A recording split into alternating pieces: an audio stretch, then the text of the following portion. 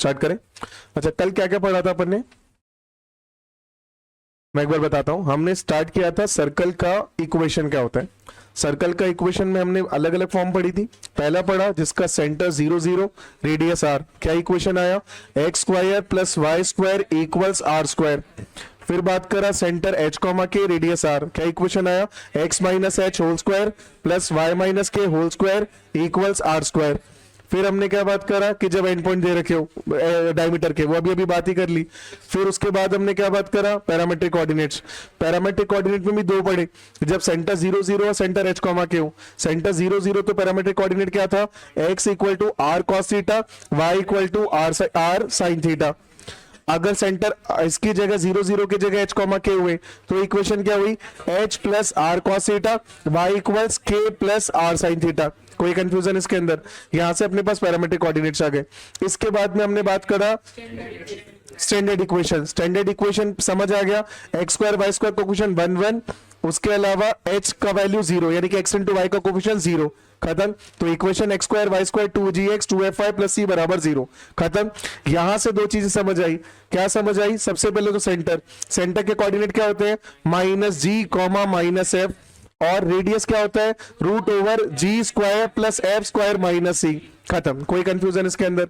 इसके बाद हमने क्या बात करा, intercept, intercept made by circle. अब दो इंटरसेप्ट बनता है एक्स और वाई। एक्स इंटरसेप्ट का लेंथ फिक्स था, कितना था, 2 times of root over g square minus c, और ऐसे वाई इंटरसेप्ट कितना था, 2 times of root over f square minus c, खत्म। कोई डाउट यहां तक नहीं। अब नेक्स्ट टॉपिक लिखो, position of point with respect to circle. Position of point with respect to a circle।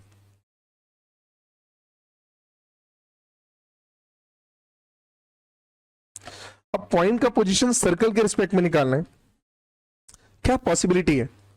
अगर हम ऐसे समझें तो पॉइंट और सर्कल के बीच में क्या पॉसिबल रिलेशंस होंगे, शायद 3 ही पॉसिबल रिलेशंस बने।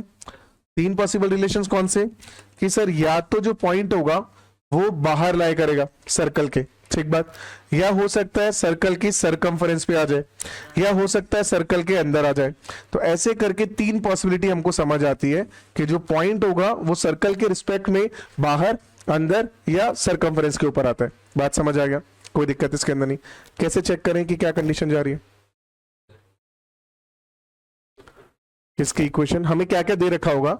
हमें अगर ये दो चीजें पूछी है, मतलब हमको दो चीजें गिवन होगा। एक तो सर्कल का इक्वेशन गिवन होगा। सर्कल का इक्वेशन क्या हो गया, अब स्टैंडर्ड इक्वेशन लिख दे तो क्या हो गया, x square plus Y square plus 2gx 2fy plus सी इक्वल 0। एक क्या गिवन अपने को होगा, पॉइंट। तो पॉइंट के कोऑर्डिनेट यानी कि p के कोऑर्डिनेट, इसके कोऑर्डिनेट मान लेता हूं कि क्या गिवन है, x1 कॉमा y1। तो ये पॉइंट p था मेरे पास, ऐसे ये पॉइंट p दे रखा है और ये पॉइंट p दे रखा है, ठीक बात। आप क्या बोल रहे हैं, हाँ हाँ, और बाकी प्लस और माइनस बाहर या अंदर, बहुत बढ़िया। हम क्या करें, हम इतना चेक कर सकते हैं शायद, कितना, कि सर अगर पॉइंट का डिस्टेंस सेंटर से यहां से चेक करा, ऐसे पॉइंट का डिस्टेंस सेंटर से चेक करा, और ऐसे पॉइंट का डिस्टेंस सेंटर से चेक करा, ठीक बात। हमने माना था इस सर्कल के अंदर ये अपने को सेंटर दे रखा है, सेंटर दे ही रखा है। अगर इक्वेशन दे रखी है, सेंटर नहीं भी दे रखा हो तो हम निकाल देंगे, इक्वेशन दे रखी है तो रेडियस भी निकाल देंगे। अब यहां पे अगर ध्यान से देखो, सेंटर का नाम मैंने पी रख दिया, ओ रख दिया, तो हमें क्या पता है, यहां से सर्कल का सेंटर मैंने निकाला, रेडियस मैंने निकाला, और पॉइंट मेरे को पी सर्कल क्वेश्चन ने दे दिया। अब 3 पॉसिबिलिटी है। 3 पॉसिबिलिटी क्या, कि ये कि O से लेकर P का जो डिस्टेंस है वो डिस्टेंस या तो रेडियस के बराबर आएगा, या रेडियस से स्मॉलर आएगा, या रेडियस से बड़ा आएगा। जैसे इस केस की बात करता हूं तो इस केस में क्या जा रहा है, O से लेकर P का जो डिस्टेंस है वो डिस्टेंस क्या हो गया, ग्रेटर देन रेडियस। अगर ऐसा होगा तो सर्कल कहां लाया करेगा, आउटसाइड। इस केस का मतलब क्या हो गया, OP यानी कि सेंटर और पॉइंट का डिस्टेंस किसके बराबर आ गया, रेडियस। अगर ऐसा है तो पॉइंट कहां लाया करेगा, ऑन द सर्कमफरेंस। और तीसरा पॉसिबिलिटी, O से लेकर P का डिस्टेंस, अगर ये रेडियस से स्मॉलर है, इसमें ध्यान से देखो तो रेडियस तो ये है और डिस्टेंस ये है, तो रेडियस ग्रेटर जा रहा है कि डिस्टेंस ग्रेटर जा रहा है, रेडियस। तो अगर रेडियस डिस्टेंस से बढ़ा गया ओ से पी के डिस्टेंस से, तो उस केस के अंदर पॉइंट कहां करेगा, इनसाइड द सर्कल। क्या ये बात समझ आ रहा है? कोई कंफ्यूजन इसके अंदर? बस इतना सही है। तो गिवन होगा पॉइंट और सर्कल का इक्वेशन, पूछेगा अपने से पॉइंट का position with respect to circle. हम क्या करेंगे, उस पॉइंट का सेंटर से डिस्टेंस निकालेंगे, उस डिस्टेंस को रेडियस से कंपेयर करेंगे। रेडियस अगर रेडियस से वो डिस्टेंस ज्यादा है तो पॉइंट बाहर, बराबर है तो सरकमफ्रेंस में, कम है तो अंदर। बात समझ आए? नोट कर लो।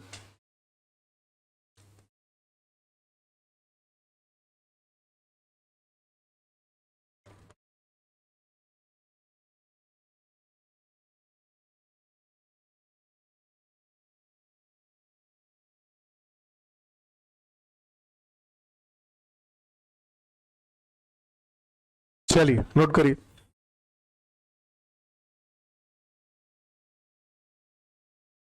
फटाफट करिए।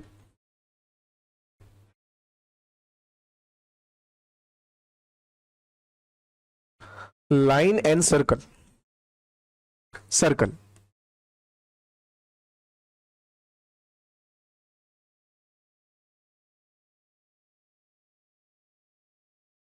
Line and circle. अब यहां पे हम बात करेंगे लाइन और सर्कल के बीच में क्या पॉसिबल रिलेशन जाएगा। अब सेम अप्रोच जैसे हमने वहां पे पॉइंट के लिए पढ़ा था, वैसे यहाँ पे लाइन के लिए पढ़ लेते हैं। तो सर हमें ये समझ आता है, मान लेता हूं कि ये सर्कल अपने को दे रखा है एक, ये दूसरा पॉसिबल केस आ गया, ये तीसरा पॉसिबल केस आ गया। अब इन तीनों केस में अगर हम देखें तो पॉसिबिलिटी क्या जाएगी लाइन की और सर्कल के बीच में, तो या तो क्या होगा कि जो लाइन होगी वो सर्कल के बाहर से कहीं चली जाए। जैसे ये लाइन है, ये लाइन सर्कल को ना इंटरसेक्ट कर रही है ना टच कर रही है, मतलब ना टेंजेंट है ना सीकेंट है, बाहर से जा रही है। हो सकता है कि लाइन जो है वो सर्कल के बाहर से ना जाए और सर्कल को एक पॉइंट पे टच करके चली जाए। अच्छा, इस लाइन को सर्कल के लिए क्या बोलेंगे, टेंजेंट। और तीसरा पॉसिबिलिटी है कि लाइन जो है वो सर्कल को इंटरसेक्ट करती हुई दो पॉइंट पे कट करती हुई चली जाए, और इसको हम क्या बोलेंगे, सीकेंट। क्या इसमें कोई कंफ्यूजन? क्या इसके अलावा कोई और केस बन सकता है? और कोई केस बन नहीं सकता, या तो वो बाहर से जाएगी या टच करके जाएगी या दो पॉइंट पे कट करके जाएगी। ठीक बात। तो ये तीन पॉसिबिलिटी अपने पास है किसी भी लाइन और किसी भी सर्कल के बीच में। अब तीनों में से कौन सा रिलेशन फॉलो हो रहा होगा, यानी कौन सी कंडीशन वैलिड हो रही होगी, ये हमको कैसे समझ आए? अब ये रिलेशन कैसे निकालें, बताओ। सबके लिए मुझे सेंटर पता होगा, क्योंकि सेंटर क्यों पता है, क्योंकि मेरे को सर्कल का इक्वेशन दे रखा है। मतलब हमें क्या गिवन होगा, यहां से हमें गिवन होगा जब लाइन और सर्कल की बात हो रही है तो हमको वही दोनों गिवन होगा। एक तो हमको सर्कल गिवन होगा, सर्कल गिवन होगा, उसकी इक्वेशन मान लेता हूं x square plus Y square plus 2gx plus 2fy plus c equals to 0। ये सर्कल का इक्वेशन आया। इसके अलावा अपने को क्या गिवन होगा, लाइन का इक्वेशन।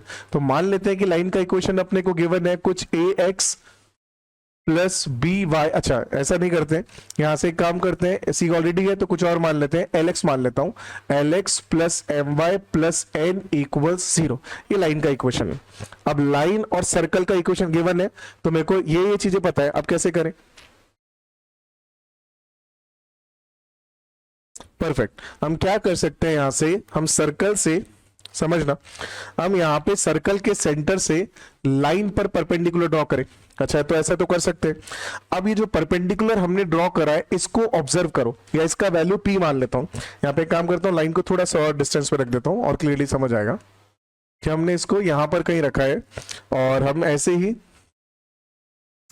ये जो अपने पास जा रहा है इसको हम यहाँ पे परपेंडिकुलर ड्रॉ कर देते हैं।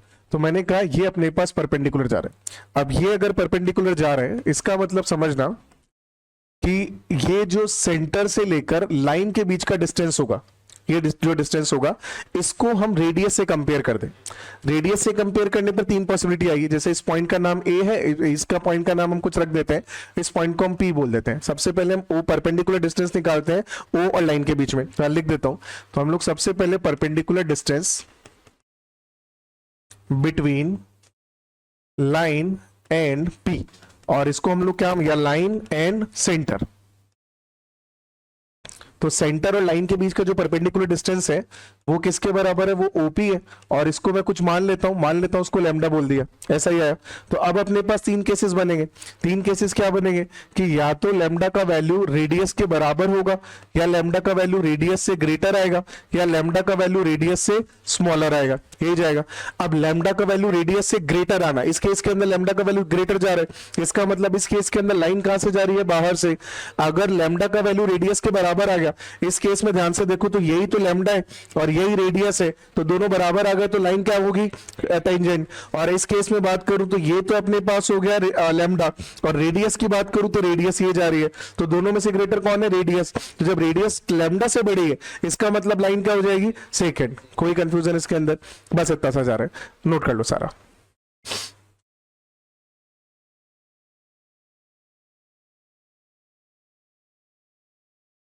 पहले वो लिखना फिर डायग्राम बनाना, मैं यहाँ पे केसेस बना दे रहा हूं।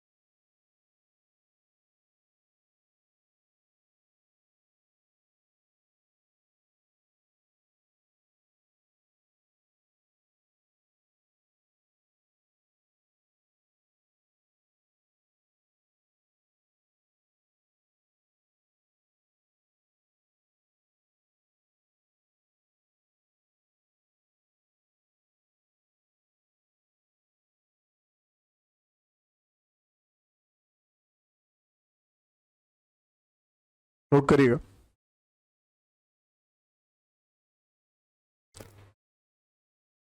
लैम्डा और आर का रिलेशन निकला, तीन केसेस बन गए। अगर लैम्डा का वैल्यू आर से ग्रेटर है, स्मॉलर है और इक्वल है, उसके बेसिस पे क्या पॉसिबिलिटी यहाँ पे बन रही है।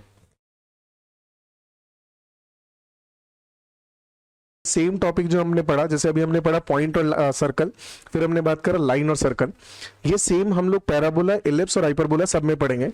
वहां पे हम लोग क्या करते हैं, जैसे पॉइंट और सर्कल के लिए तो वहां भी सीधा फॉर्म जाता है, S1 का वैल्यू चेक करते हैं। यहाँ पे अपने पास वहां एक तरीका, वहां पे लाइन के लिए क्या करते हैं कि हम क्या करें, लाइन और सर्कल के बीच में रिलेशन ढूंढे। अच्छा, रिलेशन कैसे कि लाइन का इक्वेशन गिवन है, सर्कल का इक्वेशन गिवन है। अब हम क्या करें, लाइन की इक्वेशन से एक्स या वाई किसी एक का वैल्यू उठा के सर्कल की इक्वेशन में रिप्लेस कर देते हैं। जैसे ही ऐसा करोगे तो यहां से अपने को क्या मिलेगा कि सर्कल, जैसे मान लिया यहां से y उठाया और इसके अंदर रख दिया। अच्छा, y उठा के इसके अंदर रखा तो यहां से y गायब हो गया, यहां से अपने पास इक्वेशन सिर्फ एक वेरिएबल में बच गई, किसके अंदर, x के अंदर। बात समझ आया। अब x के अंदर भी कैसा, एक्स स्क्वायर, इधर भी एक्स स्क्वायर, मतलब वहां पे कुछ एक्स स्क्वायर बचेगा, कुछ x बचेगा और कुछ कांस्टेंट बचेगा। बात समझ आया। अगर ऐसा है तो वो x की फॉर्म में कौन सी इक्वेशन हो गई, क्वाड्रेटिक। अब x की फॉर्म में क्वाड्रेटिक इक्वेशन जब आ गई तो वहां से हम लोग क्या करेंगे, वहां से हम डिस्क्रिमिनेंट निकालेंगे, यानी कि d का वैल्यू। अब d का जो वैल्यू आएगा वो कैसे आता है, बी स्क्वायर माइनस 4ac। अब हमने याद हो तो पढ़ा था क्वाड्रेटिक के अंदर कि d का वैल्यू पॉजिटिव, नेगेटिव या जीरो के हिसाब से रूट्स का पता चलता है।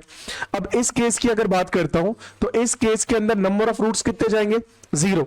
अगर इसको मैं एक्स एक्सिस और इसको ग्राफ कंसीडर करूं तो इसके बीच में कितने रूट जा रहे हैं, जीरो। मतलब यहां पे d का वैल्यू क्या जा रहा होगा, क्या जा रहा है भाई, d का वैल्यू नेगेटिव जाता है, तभी तो, अरे भूल गए क्या, क्वाड्रेटिक ये वाला केस कब जाता है, जब d नेगेटिव हो। तो ये वही तो केस है, इस केस में d का वैल्यू क्या जाएगा, जीरो। इस केस में d का वैल्यू क्या जाएगा, ग्रेटर देन जीरो, पॉजिटिव। बात समझ आ गया। तो वहां से भी करोगे तो सेम आंसर आ जाएगा, कोई कंफ्यूजन नहीं इसके अंदर।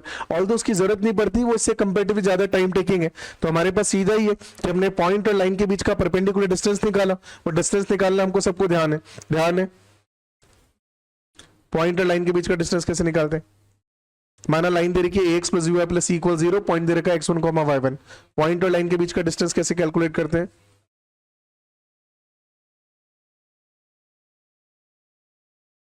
हाँ, यहाँ अपने को ax1 plus by1 plus c upon root over में a square plus b square का रूट और इस पूरे का मॉड। बात समझ आता है। ये किसको बताता है, ये पॉइंट और लाइन के बीच के डिस्टेंस को बताता है। वो डिस्टेंस हमने यहाँ पे निकाला जिसका नाम हमने लैम्डा रखा, उस लैम्डा को रेडियस से कंपेयर करा, उसके हिसाब से हमने लाइन और सर्कल की पोजीशन बता दी, खत्म टॉपिक। चलिए क्वेश्चन कर लेते हैं, ठीक है। अच्छा, इसी से अपने पास कंडीशन ऑफ टेंजेंसी समझ आना, तो इसके अंदर टेंजेंट भी अपने को पता चल गया कि ये किसको बता रहा है, टेंजेंट को। तो कोई भी लाइन टेंजेंट कब होगी, जब ये कंडीशन वैलिड हो। कौन सी कंडीशन वैलिड हो गई कि डिस्टेंस किसके बराबर आ गया, आर के बराबर। बात समझ आ गया, रेडियस के बराबर, कोई कंफ्यूजन इसके अंदर नहीं, ठीक बात है। एक काम कर लेते हैं, स्टैंडर्ड इक्वेशन एक बार जो मैं बोल रहा था सेकंड मेथड, उसको समझ लेते हैं। जैसे एक काम करता हूं, मैंने माना यहाँ पे अपने पास सर्कल जो दे रखा है वो कुछ x square plus Y square equals to radius square दे रखा है। अच्छा, ये कौन सा सर्कल है, इसका सेंटर कितना है 0,0, रेडियस कितनी है आर। अब यहां से मैं लाइन की बात कर लेता हूं, मान लेता हूं लाइन अपने पास a x plus B y plus c equals to 0 दे रखा है, ठीक बात। मैं क्या करूंगा, इस लाइन से y का वैल्यू उठाता हूं। y का वैल्यू उठाऊंगा तो क्या आ जाएगा, ये आ गया by equals to minus of c minus of ax, और y equals to minus c upon b minus ax upon b, कुछ ऐसा ही जाएगा। अच्छा, यहाँ पे c है ये, ठीक बात, ही ऐसा जा रहा है। अब ये y का वैल्यू उठा के ऊपर वाली इक्वेशन में पुट कर दें, तो ऊपर वाली इक्वेशन में पुट करें तो क्या बनेगा, एक्स स्क्वायर प्लस इसका स्क्वायर, तो इसका स्क्वायर करेंगे तो माइनस गायब हो गया, माइनस गायब हो गया तो बच गया c अपॉन, या फिर लिख देता हूं c minus a x upon b whole square, और ये किसके बराबर जा रहा है, आर स्क्वायर के बराबर। कोई दिक्कत है इसके अंदर, कौन सा, हाँ ये भी प्लस हो जाएगा। अच्छा, इसको भी एक काम और करो, इसको भी एक काम ये करो कि जो इक्वेशन हमने लिए ना इसको भी हटा दो, और इक्वेशन हम लोग जो है वो मान लेते हैं अपने पास इस फॉर्म में ना लेकर के, लाइन की इक्वेशन हम लेते हैं y equal to mx plus c वाला, कि हमको सर्कल का इक्वेशन ये दे रखा है और लाइन का इक्वेशन अपने को दे रखा है y equals to mx plus सी, ठीक बात। तो इससे अभी करने में कैलकुलेशंस कम दिखेंगी, वेरिएबल्स कम दिखेंगे, बाकी तरीका तो वही जाएगा। अब क्या कर, यहां से y उठा के इसमें रख दो, तो ये क्या बन जाएगा, x square plus m x plus c का square equals to radius square. इसको सिंप्लीफाई करें तो सिंप्लीफाई करेंगे तो क्या मिलेगा, यहां से x square plus M square x square plus c square plus 2m c x minus are square equals 0। बात समझ आए। इसको प्रॉपर क्वांटिटी की फॉर्म में लिखे तो क्या जाएगा, एक्स स्क्वायर अंदर क्या जाएगा 1 प्लस एम स्क्वायर, और बचा एक्स, एक्स के साथ में क्या रखा है 2mc, और बच गया अपने पास सी स्क्वायर माइनस आर स्क्वायर, ये कौन हो गए, कांस्टेंट। कोई दिक्कत है यहां से। अब हमको क्या बताना है, टेंजेंट बताना है। तो टेंजेंट का तीनों केसेस की बात ही कर लेता हूं। तीनों केस कौन कौन से बनेंगे, तो तीनों केस अपने पास यहां से ऐसे बनेंगे कि सर या तो इसके अंदर d का वैल्यू पॉजिटिव जाएगा, या d का वैल्यू 0 जाएगा, या d का वैल्यू नेगेटिव जाएगा। क्या ये बात समझ आया।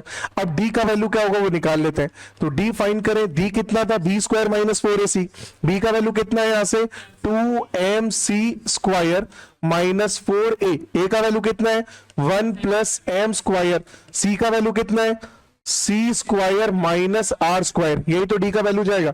कोई दिक्कत है यहां से। अच्छा, इसको सॉल्व करें तो ये 2m, तो ये 4 तो कॉमन ले लूं यहां से, 2 स्क्वायर वाला 4 और ये वाला 4, तो यहां से बच गया m स्क्वायर सी स्क्वायर, खत्म बात। यहां से माइनस, अब ये 4 तो कॉमन आ चुका है, इसको ओपन करो तो ऊपर करोगे तो माइनस के साथ ओपन होगा, तो प्लस सी स्क्वायर, तो ये minus C square minus are square, तो ये प्लस आर स्क्वायर, फिर यहां से minus of M square C square, और minus minus plus, plus of M square are square, ये आ गया। कोई दिक्कत इसके अंदर। यहां से भी कुछ हो रहा है कैंसिल तो कर दो। क्या कॉन्सेप्ट कैंसिल हो रहा है, M square C square cancel हो गया, और कुछ कैंसिल हो रहा है, नहीं हो रहा। क्या बचा अपने पास, M square are square plus are square minus C square, किसके बराबर आया, डिस्क्रिमिनेंट के बराबर। कोई दिक्कत इसके अंदर। अब क्या करना है, अब अपने को यहां से एक एक करके तीनों केस ले लें, इसी केस की बात करते हैं। तो यहां से हमको d 0 रखे तो इसको 0 रखो, तो 0 रखते 4 तो एलिमिनेट हो गया, बचा क्या m square are square plus are square minus C square, कितना आ गया 0। हमें यहां से किसका वैल्यू चाहिए, इस लाइन के अंदर m तो दे रखा होगा, यानी कि m स्लोप वाली की बात हो रही है, और अननोन कौन है हमारे पास c, तो c है तो c निकाल दो यहां से। तो यहां से सी स्क्वायर किसके बराबर आ गया, r square plus M square are square. कोई दिक्कत इसके अंदर। यहां से सी स्क्वायर कितना आ गया, आर स्क्वायर कॉमन ले लो, बचेगा 1 प्लस एम स्क्वायर। कोई दिक्कत इसके अंदर। सी स्क्वायर है तो सी किसके बराबर आएगा, यह आएगा plus minus r root over 1 plus M square. क्या इसमें किसी को कोई कंफ्यूजन, अरे हाँ या ना, क्लियर बात समझ आया? सी का वैल्यू कितना आया? Plus minus r into root over 1 plus M square, कोई दिक्कत नहीं। अच्छा यहां पे भी दोनों जगह चेक कर लें। अगर इस केस की बात आए तो यहां से m square plus are square minus C square क्या होना चाहिए? 0 से ग्रेटर, कोई दिक्कत? यहां से अपने पास M square plus are square का वैल्यू क्या होना चाहिए? सी स्क्वायर से ग्रेटर। अब इसको रख लो। अब इसके अंदर से काम का चीज क्या जाएगा? वो अगेन डिपेंड करेगा कि हमको कैसी कंडीशन चाहिए। तो यहां से आर स्क्वायर कॉमन ले रहा हूं तो बच रहा है 1 plus M square greater than C square. अगर ऐसा होगा इसका मतलब क्या समझ आ रहा है? ये कौन सा वाला केस जाएगा? पॉजिटिव का मतलब कौन सा केस बनता है कि लाइन सर्कल कहां जाएगा? बाहर से। ये वाला कौन सा केस बनता है? सर्कल कहां से, तो लाइन कहां से जाएगी? टच करके जाएगा। और तीसरा केस और बना लो तो अपने आप ही उल्टा केस बना ले यहां से। डी, हाँ सॉरी भाई, डी अपने पास पॉजिटिव का मतलब क्या जाता है? ये ऐसा वाला है। अब तीसरा केस अपने पास बन गया जब कोई पॉइंट ऑफ इंटरसेक्शन नहीं है। वो कब बनेगा? इसका उल्टा केस बना लो। तो उल्टा केस यहां पे क्या हो जाएगा? C square greater than R square into 1 plus M square. बात समझ आया? कोई कंफ्यूजन इसके अंदर नहीं? ये क्या बोलना चाह रहा है? ये अपने को इतना बता रहा है कि सर अगर हमें y is equal to M x plus C कोई लाइन दे रखा है और एक सर्कल का इक्वेशन दे रखा है x square plus Y square बराबर आर स्क्वायर, तो ये लाइन इस सर्कल के लिए कब टेंजेंट होगी, कब सेकेंड होगी और कब बाहर से चली जाएगी। बात समझ आए?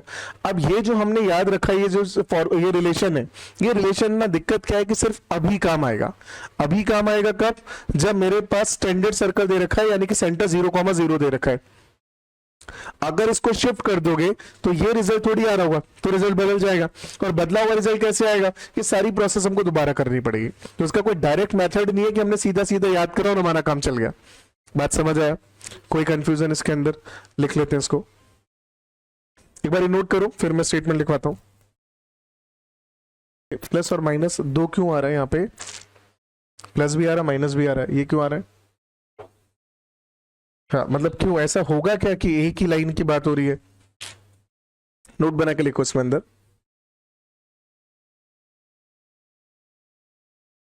लिखो, नोट बना के लिखो। Line y is equal to M x plus C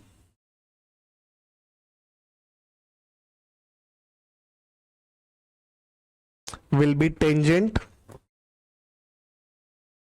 line y is equal to mx plus c will be tangent for the circle x square plus y square equals to radius square if c equals to r into root over 1 plus m square, plus और minus, plus और minus.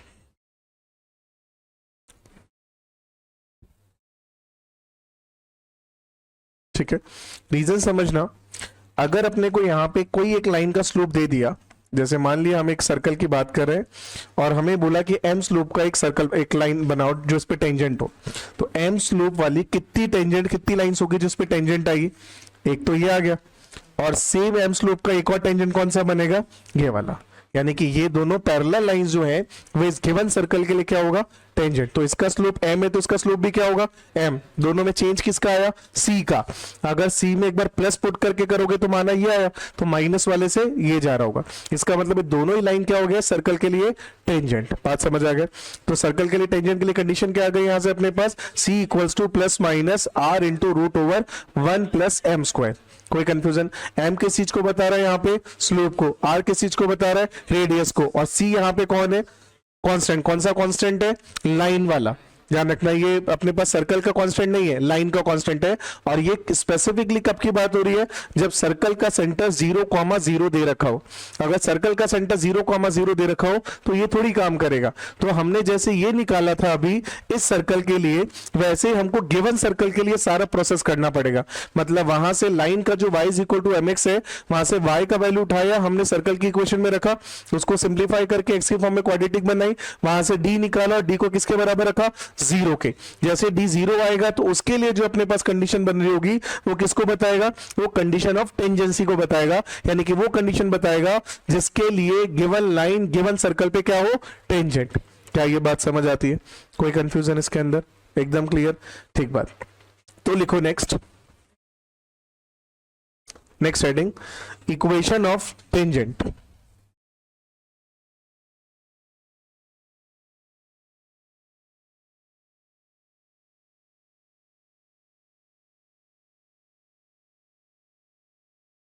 Equation of tangent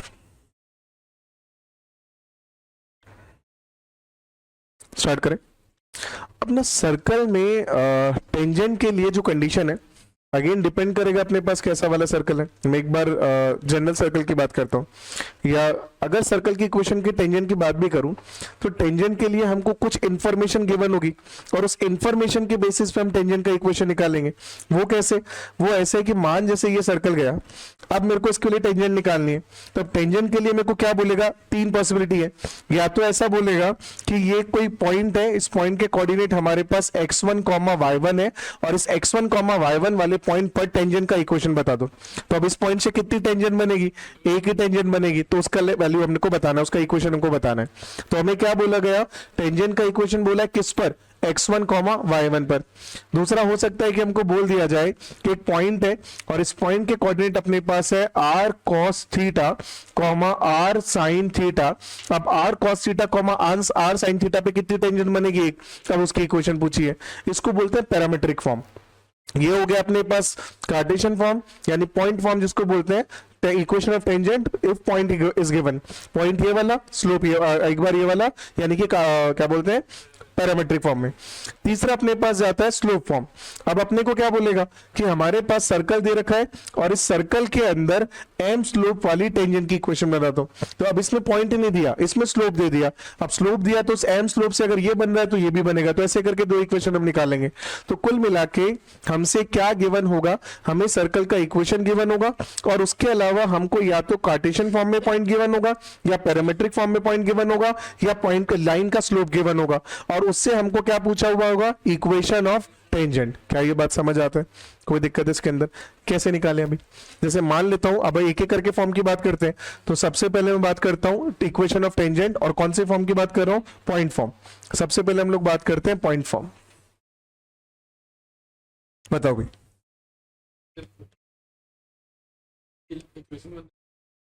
वापस,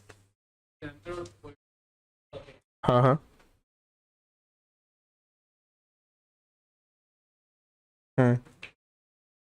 perfect है। हमें क्या दे रखा होगा, हमें यहां तो एक तो सर्कल का इक्वेशन गिवन होगा। सर्कल कैसा गिवन है, मान लेता हूं x square plus Y square plus 2gx plus 2fy plus सी, ठीक बात। और हमें क्या दे रखा होगा, हमें दे रखा है यहाँ पे पॉइंट। अच्छा, पॉइंट कैसे दे रखा है, यहाँ पे पॉइंट दे रखा है p x1, y1, और अपने से बोला क्या, हमें बोला है इक्वेशन ऑफ टेंजेंट एट, हमसे पूछा क्या यहाँ से, हमसे बोला जाएगा equation of tangent eight p x1, y1। अब ये कैसे फाइंड करें, अब उसके लिए हमें क्या क्या पता चल गया, सर हमें पता है कि सर्कल का इक्वेशन आ गया और हमें पता है कि ये पॉइंट P आ गया, इसके कोऑर्डिनेट हमको पता चल गए x1, y1। अब इसके लिए टेंजेंट जो बनेगा इसका इक्वेशन निकालना है। कैसे निकाले, सिंपल तरीका, कैसे भाई, कि हमेशा ये जो होगा, ये सेंटर को जब ज्वाइन करेंगे हम लोग तो उसके क्या होगा, परपेंडिकुलर होगा कि नहीं होगा, होगा। अगर होगा तो हमें लाइन का इक्वेशन निकालना है।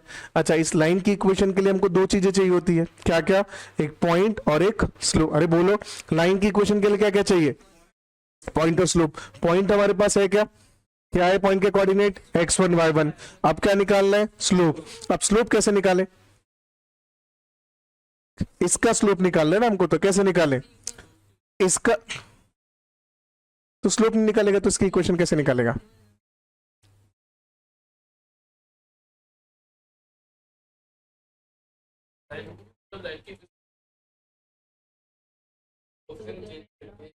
आपको तो एक ही बात है, मतलब उसमें लिए अपन इसकी इक्वेशन निकालने क्यों, अपन सीधे इसका स्लोप निकाल के इसका स्लोप निकाल देना। अरे हाँ या ना भाई, यहां से हम क्या कर सकते हैं कि अब मेरे को पॉइंट तो आ गया, अब इसमें चाहिए तो मुझे क्या चाहिए, इसके लिए मुझे चाहिए होते पॉइंट और स्लोप। तो पॉइंट तो अपने पास क्या आ गया, x1 कॉमा y1 जो गिवन है, और हमको चाहिए इसकी स्लोप, और इसका स्लोप किसके बराबर आएगा, slope of tangent, slope of tangent किसके बराबर आएगा, -1 अपॉन स्लोप ऑफ ओपी, यही तो आएगा। ओ हमको पता है सेंटर, पी हमको पता है ये वाला पॉइंट, तो यहां से ओपी का स्लोप निकाल दो। ओपी का स्लोप कैसे निकालेंगे, निकल जाएगा, क्यों भाई, क्योंकि ओ के कोऑर्डिनेट हमको पता है -g, -f, पी के कोऑर्डिनेट x1, y1 हमको दे रखे हैं, तो ये दोनों पता है, तो इसका स्लोप पता है, नेगेटिव का रेसिप्रोकल करेगा, इसका स्लोप पता है, इसका स्लोप पता है, इसका पॉइंट पता है, तो क्या इसकी इक्वेशन हम फाइंड कर सकते हैं कि नहीं कर सकते हैं, कर सकते हैं। कोई भी इसके अंदर तकलीफ है तो बताओ, क्लियर बात एकदम, अरे हाँ या ना, ठीक बात। अगर अब इसी की जगह मेरे पास ये पॉइंट जो आते, ये पहले नोट करो,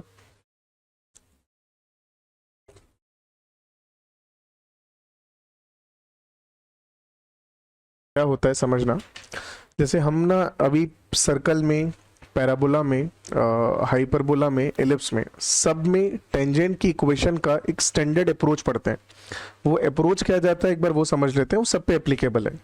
तो सबसे पहले तो ऐसा समझना कि कुछ ना ऐसे मान लो कि अपने पास फिक्स नोटेशन है जो हमको याद रखने हैं। जैसे एस हमको पता है कि एस यहाँ पे जनरली कर्व को बताता है। अब सर्कल की बात कर रहा हूँ तो एस सर्कल को बता रहा होगा, पैराबोला में पैराबोला को बता रहा होगा, एलिप्स में एलिप्स को बता रहा होगा, तो ये कर्व को बता रहा है।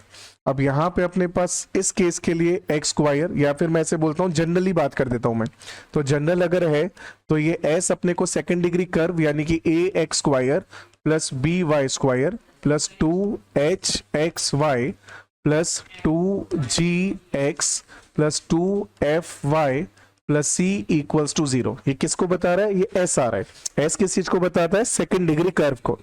अब इस सेकंड डिग्री कर्व के अंदर हमारे पास एक जाता है S1, हम कई जगह S1 यूज करेंगे, और S1 किसको बता रहा होगा, S1 अपने पास बताएगा कि अच्छा उसके लिए S1 का जरूरत कब होगा या कब बता पाएंगे, जब मुझे एक पॉइंट भी दे रखा हो।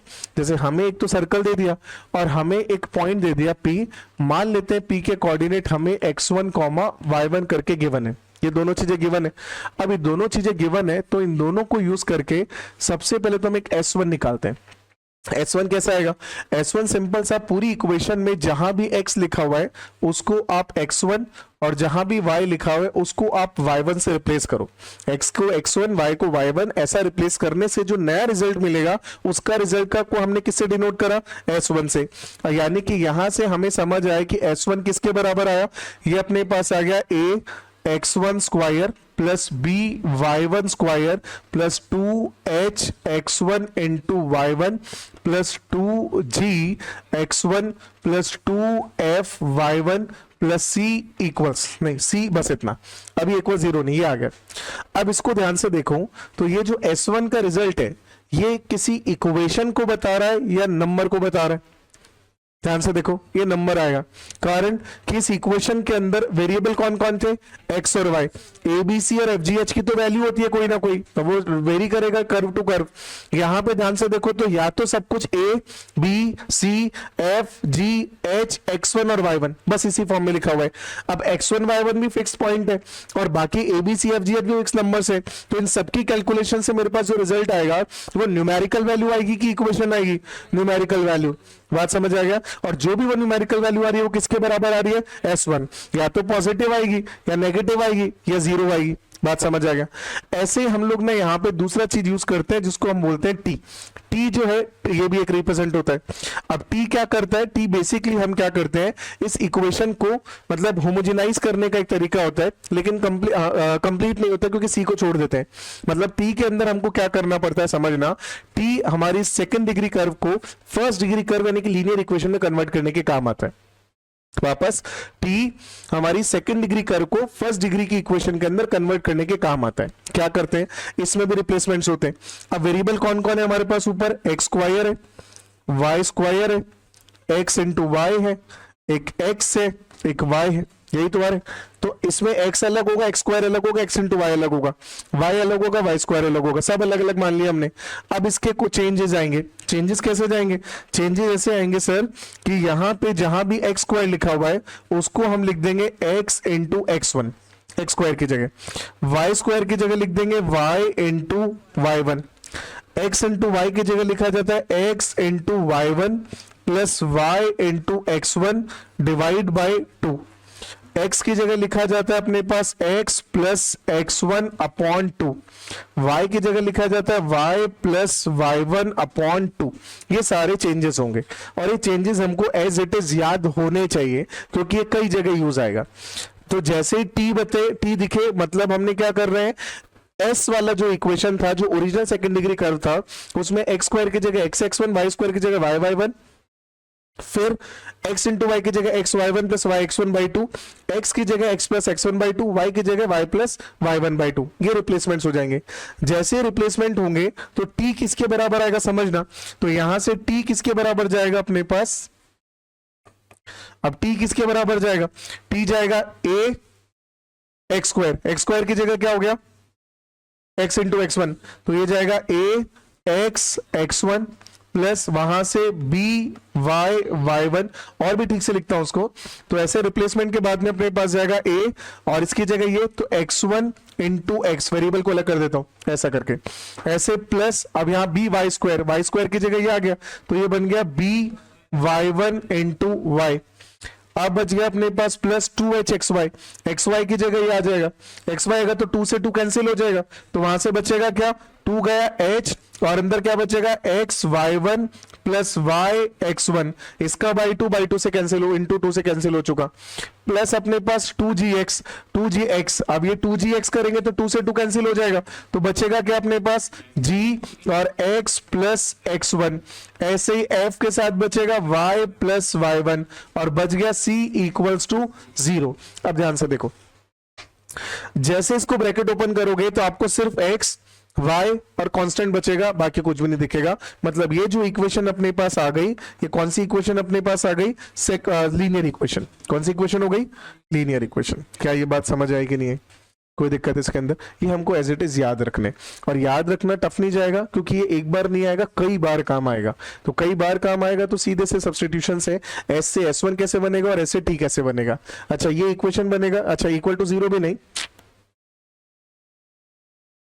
ये भी t बन गया। अब t का वैल्यू क्या जाएगा, 0 जा, नहीं न्यूमेरिकल थोड़ी लीनियर इक्वेशन है, दिख रहा है नहीं कि x और y जा रहा है, तो अब वो इक्वेशन है, अब वो इक्वेशन किसके बराबर है वो तो डिपेंड करेगा कि हम कहाँ उसको यूज कर रहे हैं। हमें बस पता चल जाएगा t इक्वेशन इसको बता रहे हैं। क्या मेरी बात समझ आती है, कोई कंफ्यूजन इसके अंदर? तो उसको नोट बना के इंपॉर्टेंट ये लिख लेना, पहले एक लाइन लिख लेना इसके अंदर नोट बना के, in complete conic section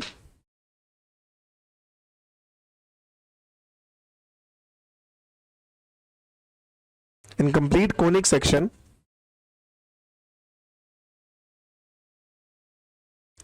s is used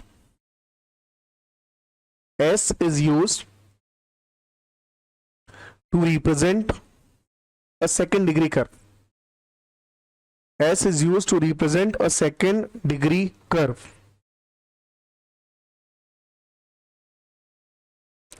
S is used to represent a second degree curve. And S1 and T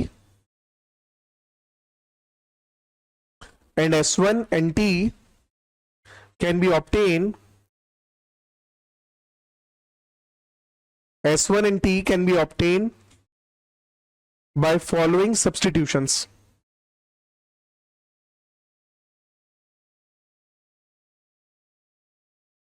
By following substitutions. ठीक बात, अब ये नोट कर लेना सर।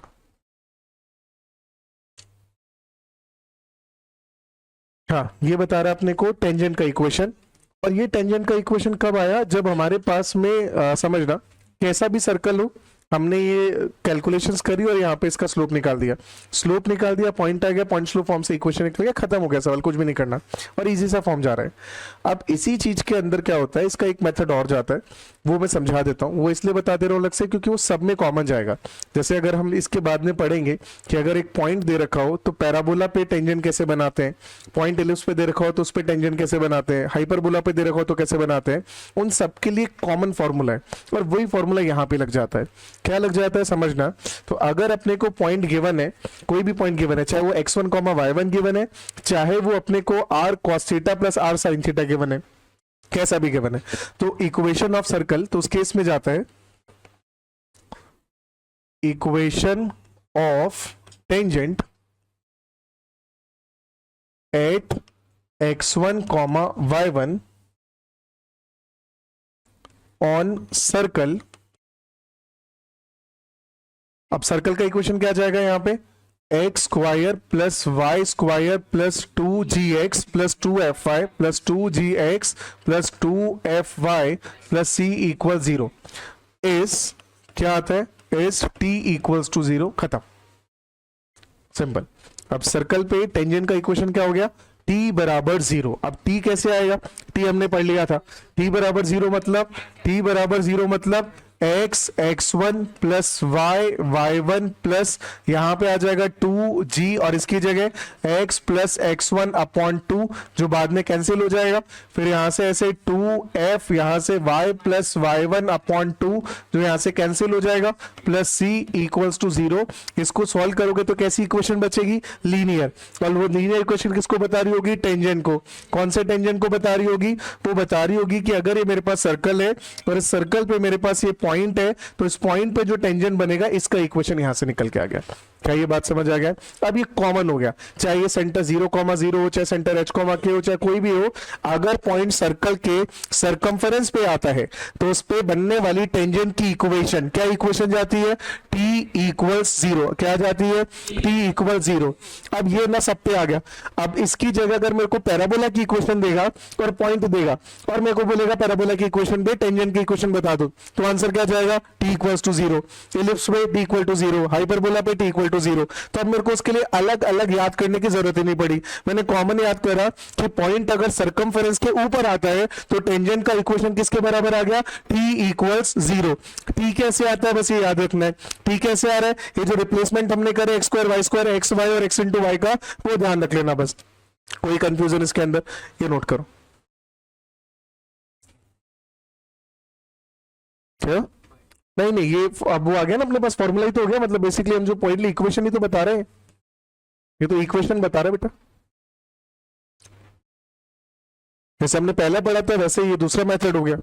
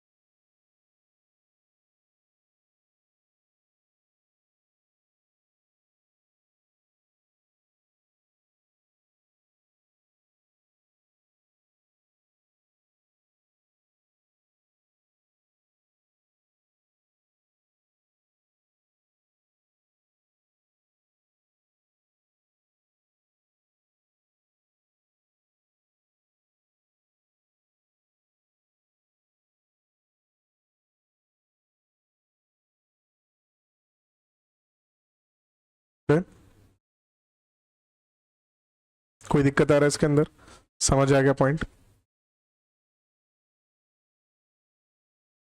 और अगर अपने को स्लोप देके टेंजेंट पूछे तो बता देंगे, जैसे सर्कल का इक्वेशन दिया और बोला कोई एक स्लोप दे दिया और बोला स्लोप से अब मेरे को इक्वेशन बताना है, अब वो कैसे बताएं, जैसे बोला 3 स्लोप वाली टेंजेंट की इक्वेशन बताओ, जैसे अपने को क्या बोला, अपने को बोला कि सर्कल दे रखा है अपने को, दे रखा है x square plus Y square plus 2gx plus 2fy plus सी इक्वल 0। अब अपने को बोला find equation of tangent with slope m, मतलब m कांस्टेंट हो गया। अब स्लोप का, अब टेंजेंट का इक्वेशन बताना है, कैसे बताएं? बहुत बढ़िया। अब इसमें क्या जाएगा, अब इसका कोई डायरेक्ट फॉर्मूला नहीं जाएगा। अब डायरेक्ट फॉर्मूला तो तभी बनेगा जब स्टैंडर्ड गया, और स्टैंडर्ड वाला तो हमने लिख लिया था, वहां पे सी का वैल्यू क्या जा रहा था। तो वहां से अगर अपने पास इसकी जगह, जैसे मान लेता हूं मैं कि यहाँ पे सर्कल अपने पास ये ना देता, जैसे मैं दूसरा केस बना लेता हूं कि अगर अपने को बोल रखा कि यहां से सर्कल अपने को दे रखा है x square plus Y square equals to radius square, ठीक बात। और अपने को लाइन के लिए बोला है टेंजेंट का equation, equation of tangent with slope m। अब कैसे निकलेगा, तो वहां से इक्वेशन आ जाएगा y equals to mx plus C. अब हमने पढ़ा था, हमने क्या पढ़ा था कि c का वैल्यू किसके बराबर आना चाहिए, plus minus r into root over 1 plus M square. अगर ऐसा है तो इक्वेशन किसके इक्वल आ गया, y equals to M x, और यहां से plus minus r into root over 1 plus M square, ये मेरे पास इक्वेशन आ गया। अब यहाँ पे r भी हमको पता है, ये दे रखा है, m भी हमको पता है, ये दे रखा है, बाकी x और y तो अपने पास वेरिएबल ही है, तो इससे एक इक्वेशन आएगा, और वो किसको बता रहा होगा, वो टेंजेंट को बताएगा जिसका स्लोप कितना है, m। बात समझ आया। लेकिन ये कब वैलिड हुआ, जब मेरे पास सेंटर क्या आ गया, 0,0। अब मैं इसकी जगह अगर इसकी बात करूं, अब कैसे निकालूंगा, अब अपने पास अब कोई डायरेक्ट फॉर्मूला नहीं है, तो हमको क्या करना पड़ेगा, वो प्रोसेस फॉलो करना पड़ेगा। क्या प्रोसेस करेंगे कि लाइन की इक्वेशन हमने मान ली y is equal to M x plus c, unknown कौन है यहाँ पे, c। अब ये सारा y उठा के किस में रख देंगे, इसके अंदर। इसको सॉल्व करेंगे तो क्या बनेगा, x की फॉर्म में क्वाड्रेटिक, उसमें क्या करेंगे, d को 0 के बराबर। जैसे d को 0 के बराबर रखोगे, वहां से c का एक कंडीशन आएगा, और c जिस कंडीशन को सेटिस्फाई कर रहा होगा वही c उठा के यहाँ पे रख देंगे। c आ गया तो पूरी इक्वेशन आ गई। क्या ये बात समझ आया, अरे हाँ या ना, कोई दिक्कत इसके अंदर, कोई दिक्कत इसके अंदर, ठीक बात है। एक तरीका ये, दूसरा तरीका, बहुत बढ़िया, दूसरा तरीका हम क्या करें, जो इजी तरीका जाएगा कि भाई अपने को ये पता चल गया कि अगर स्लोप ये है तो ये तो मेरे को आ गया, अब मुझे पॉइंट चाहिए, तो पॉइंट कैसे निकालूं, परपेंडिकुलर डिस्टेंस। लाइन और इस सेंटर का जो परपेंडिकुलर डिस्टेंस है ये कितना आना चाहिए, रेडियस। कितना आना चाहिए, रेडियस। जैसे आप परपेंडिकुलर डिस्टेंस को रेडियस के बराबर कर दोगे तो उसके लिए जो r आएगा वही उसके लिए जो c आएगा वही अपने को चाहिए था। m तो अपने पास है, बस c चाहिए।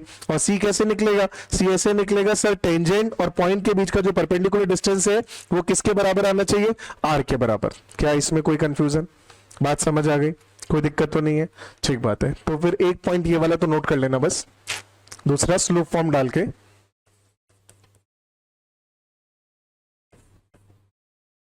पहले पॉइंट फॉर्म लिखा था, स्लोप फॉर्म लिख लेना।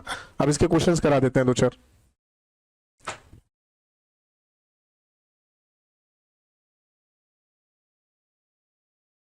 चलिए, अब ये सिर्फ समझने में ऐसा कॉम्प्लिकेट सा जाएगा, आप सवाल करोगे तो बहुत इजी क्वेश्चंस के बनेंगे। जैसे स्टार्ट करो, क्वेश्चन लिखो, find the equation of tangent, find equation of tangent.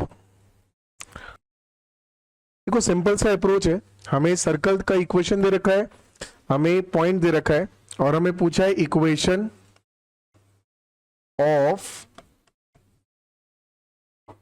Tangent at 4,-1। ये अपने पास सवाल है।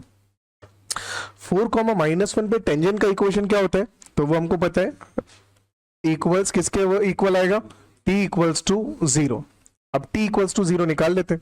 अब t इक्वल टू 0 किसके बराबर आएगा, एक्स स्क्वायर में आएगा, तो अपने पास आएगा x into x1 plus y into y1 minus 30 into x की जगह x प्लस x1 अपॉन 2, फिर यहां से प्लस 6 इंटू वाई की जगह y plus y1 upon 2 plus 109 equals 0। बात समझ आया? अब x1 y1 की वैल्यू रख लेते हैं। x1 कितना है यहाँ पे 4, y1 कितना है -1, तो x1 का वैल्यू आ गया 4 और y1 का वैल्यू आ गया -1। पुट करते हैं तो यहां से आ गया 4x, यहां से -y माइनस, अब ये कैंसिल हो जाएगा, कैंसिल होके 15 आ गया, ब्रैकेट ओपन भी कर देगा यहीं की यहीं, तो आ जाएगा -15x और -15 इंटू x1 यानी कि 4, तो कितना आ गया -60, प्लस में ये कैंसिल कर दे यहां से 3, ब्रैकेट ओपन करेंगे तो 3y और 3 इंटू y1 यानी कि -3 प्लस 109 कितना 0। ठीक बात। अभी क्या करें, ठीक से लिख दे, तो सारा x अलग y अलग, तो ये 4x minus 15x minus 11x minus y plus 3y कितना आ गया +2y। अब कांस्टेंट में क्या बचा अपने पास -60 तो -3 और प्लस 109, यही आ रहा है, कितना जा रहा है भाई +46 इक्वल्स 0। खत्म, ये इक्वेशन आ गई। किस किस का करेक्ट है? ठीक है, जो गड़बड़ हुआ कैसे कर रहे हैं? ठीक है, बेसिक कैलकुलेशन है, बस t इक्वल टू 0 कर रहा है और कुछ नहीं करना, खत्म हो गया सवाल। करिएगा भाई नोट।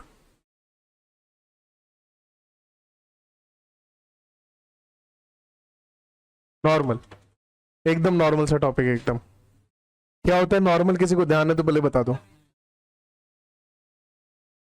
क्या होता है? परपेंडिकुलर। किस पे परपेंडिकुलर? सर्कल पे। सर्कल पे कैसे परपेंडिकुलर बनाएगा? ये मेरे पास अगर सर्कल है, अगर किसी पॉइंट पे हम यहां से टेंजेंट बना दिए, एक बात, तो ये तो क्या हो गया टेंजेंट। टेंजेंट से अगर मेरे को नॉर्मल बनाना है तो नॉर्मल कैसे बनेगा? इस टेंजेंट पे अगर हम कोई परपेंडिकुलर लाइन बनाते हैं जो इसी पॉइंट से पास हो रही है P से, तो इसको क्या बोला जाएगा? नॉर्मल। क्या बोला जाएगा वापस समझना, जैसे ये पॉइंट अगर मेरे पास, मान लेता हूं ये पॉइंट मेरे पास P x1 y1 है, तो ये जो अपने पास आ रहा है ये क्या बोला जा रहा है? ये अपने पास हो गया टेंजेंट, टेंजेंट एट P, और ये जो अपने पास है ये क्या बोला जाएगा? Normal at P।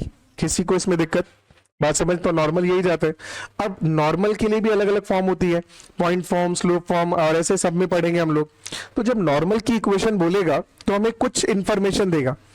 क्या देगा? क्या तो बोलेगा सर P के कोऑर्डिनेट x1 y1 है, जो सर्कल पे लाई कर रहा है, उस पॉइंट पर जो नॉर्मल बनेगा उसका इक्वेशन बता दो। ठीक बात। या बोलेगा कि सर एक नॉर्मल है जिसका स्लोप मान लिया कि 3 2 -1 7 कुछ है, वो स्लोप वाला एक नॉर्मल बना दो। तो या तो स्लोप देगा या पॉइंट देगा, फिर अपने से इक्वेशन पूछेगा। अब इसके अंदर सर्कल में क्या होता है, कुछ भी मेहनत नहीं करनी, सीधा कॉन्सेप्ट जाएगा, क्योंकि सर्कल एक प्रॉपर्टी फॉलो करता है। क्या प्रॉपर्टी फॉलो करेगा? कि ये जो है ये कहां से पास होगा? सेंटर से। हमेशा ऐसा होगा, हमेशा होगा। क्यों? क्योंकि सेंटर से टेंजेंट पर परपेंडिकुलर तो बनता है, तो वही परपेंडिकुलर तो नॉर्मल बनेगा, हाँ या ना? अगर ऐसा है तो ये हमेशा मुझे पता चल गया कि ये जो नॉर्मल है वो हमेशा कहां से पास हो रहा होगा? सेंटर। अगर ये सेंटर से पास होगा और हमसे इक्वेशन पूछा जाएगा तो कुछ गिवन होके तो इंफॉर्मेशन पूछेगा, तो मान लेगा अपने से, या तो पूछेगा कि नॉर्मल एट P, ये बता दो। अब नॉर्मल एट P कैसे बताएं? बस सिंपल, ये किसके बराबर आ जाएगा? ये इक्वल आ जाएगा line joining P and centre. खत्म। और P तो पता ही है, सवाल ने दिया है, सेंटर पता ही है क्योंकि इक्वेशन अपने पास सर्कल की है। दोनों को ज्वाइन करके जो लाइन बनेगी वही किसके बराबर आ जाएगा? नॉर्मल। Normal at P। दूसरा अपने से क्या पूछेगा? Normal with slope M। अब M स्लोप का नॉर्मल बताओ, अब कैसे बनाए? y is equal to mx, c कहां से आएगा? हाँ, यहां पे हम क्या करें, ये normal at with slope m किसके बराबर आएगा? ये अपने पास आ जाएगा line with slope m and passing through point, जो भी अपने पास सेंटर, तो पासिंग थ्रू सीधे सेंटर लिख देता हूं, passing through centre of given circle. बात समझ आया? तो अब इसकी इक्वेशन लिखने की जरूरत है क्या? अरे हाँ या ना? नहीं है। कारण समझना एकदम सिंपल। हमें जब नॉर्मल पूछेगा तो हमें क्या क्या इंफॉर्मेशन देगा, आराम से समझना। एक तो सर्कल देगा, और या तो पॉइंट बोलेगा किस पे नॉर्मल बनाओ, या स्लोप बोलेगा किस स्लोप की नॉर्मल बनाओ। दोनों में ही हमको क्या करना है, अगर हमें पॉइंट दिया जैसे इसमें दिया कि हमको P दे दिया x1, y1, अब हमको यहां से, तो मैं इसमें मेंशन भी कर देता हूं कि हमने बोला है यहां पे eight point P x1, y1। अब किसके बराबर जाएगा? तो ये सीधे सीधे किसके बराबर आ जाएगा? P और सेंटर को ज्वाइन करने वाला जो लाइन होगा। अच्छा, वो कैसे निकालेंगे? सर्कल का इक्वेशन तो सेंटर आ जाएगा। P दे रखा है तो 2 पॉइंट दे रखा है, तो 2 पॉइंट को ज्वाइन करने वाली लाइन की इक्वेशन आती है 2 पॉइंट फॉर्म से, वही नॉर्मल की इक्वेशन है। या क्या बोलेगा कि बोलेगा m स्लोप की इक्वेशन, m स्लोप वाले नॉर्मल का इक्वेशन बताओ। तो वो भी कहां से पास होगा? सेंटर से। तो एक पॉइंट आ गया, स्लोप आ गया, पॉइंट और स्लोप आ गया, तो पॉइंट स्लोप से इक्वेशन आ जाएगी कि नहीं आ जाएगी? आ जाएगी। बस उतना से पूछा। क्या ये बात समझ आती है? कोई कंफ्यूजन इसके अंदर? तो एक स्टेटमेंट लिखो, फिर ये नोट कर लेना सारा।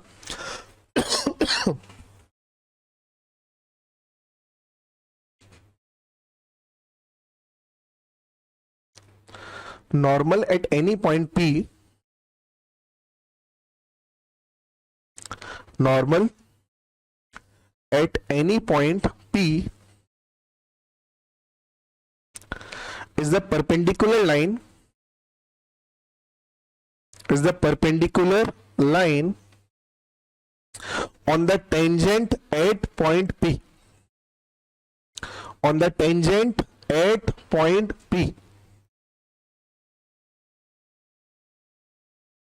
डन। अगला पॉइंट लिखो। इन सर्कल